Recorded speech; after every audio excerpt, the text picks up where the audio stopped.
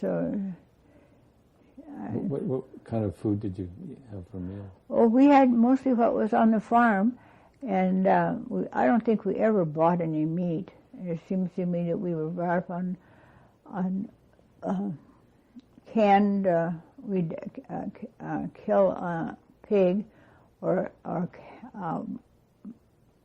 calf, a male calf, and then she would can them, put them in that same copper boiler, cover them up with water and boil them that way, can them that way.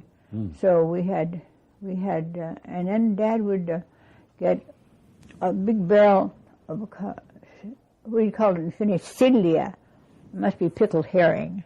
Oh. And we'd have that. In fact, on a Monday morning when this Mrs. Hendrickson, that was her name, would come and do my washing for me. And we'd, on Monday mornings, we always had potatoes with the peelings on and some of that Hilja, that pickled herring, boiled with it. And that was what the meal consists of. So this one particular time, we also had this onions and butter that we used for gravy. We were great on potatoes, and always had to have gravy. So you just cut up some onions and put hot water and butter. And so this same oil came over one time, and he took I think it was he took this bowl and thought it was the best soup he had ever tasted. And that was our gravy for the day. But and then we always had lots of canned fruits because we You grew the fruit. Yeah, we had lots of. How about vegetables? Where did you get those? Well, surprisingly, the only vegetables that were the kind of grew underground, carrots and rutabagas, and Dad just didn't have the time for putting on a regular garden like lettuce or anything. I don't think we ever had lettuce. But you had carrots and rutabagas. Carrots and rutabagas and potatoes and then I think we went out and got corn bought corn from other fields, you know. And the animals you had were what? Animals we had cows and we had a bull that was a real meanie. He would scratch it like that, and people would bring over and service their cows. What was his name? Whose name? The bull. Oh, I don't remember. He probably had a name, but I don't remember. Well, but did you name the cows? Oh, well, we named every one of the cows. I could remember some of them. Sarah and one kid and Bessie and we had about 50 cows. So we knew each one of their names, and they'd all go into their own stall.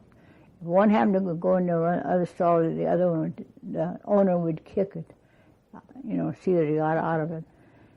So. And you had pigs too? We had pigs, and we'd go and get apples and fallen apples and pears and what have you, and bring it to the pigs, and then Dad would butcher them. He had a great big iron kettle and fire under it, and he would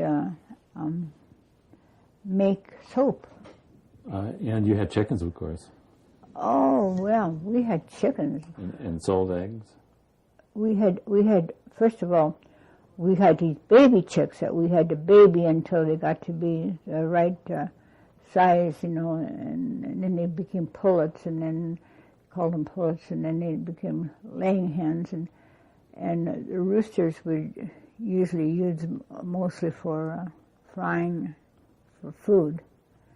And we had a gander also, and Hilja used to make my underpants out of flour sacks, and then she'd dye them red. So one day I was across there where the big oak tree would be right on level with the kitchen, and I was quite young then, and I started screaming like everything because that gander was after me. He saw that red thing and he tore at it. And how old were you? Oh, I must have been quite young then, but that's one of the first things I remember. Yeah. So I couldn't have been any more than 3 or 4. Any other early memories? Oh yes. I was quite infatuated with making little houses in the back out of tree limbs and stuff. In fact, that included Esther and Martha and Vicky, and we'd build our better little cottage or a little house out of tree branches, and we had to. They used to burn trees or logs in order to get land to plant wheat and things. But this particular one, they never seemed to got around to produce any wheat or anything.